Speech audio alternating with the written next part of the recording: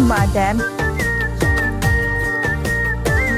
Oy ben size ne var çıkarıversem bu aramış entin olma. Ben kosak içip gitti. Ketmendim yaxşı yapan vardım ha deyme. Neymiş kılıbız tamak etmey. Şu tamak iteyimi gidip tuğantım. Bana tamak etti deyme kosak içip gitti. Bazı tamak iteyimi. Oy nege? Uy tamak etme. Bu hatağı var. Nimitin deydiğin gep yok bugün. Endi kun kısılan bir gün onu itlatma. Bugün ben mina yegin bana it bakay. Nimit sen nimigin var? Çocuklar bizlerine iteyim. Canı lazlarım ha. He? Hemen kalk. O da işletme kosak içip gitti. Maklı.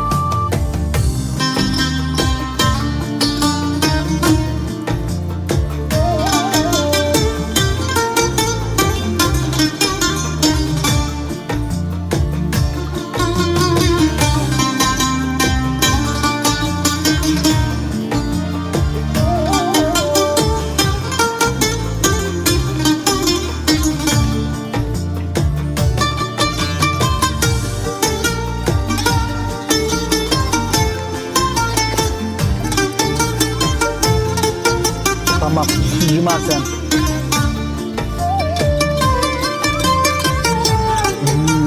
Resmi o çıktı cuma. Sizlik yorulgan bolsam boldu.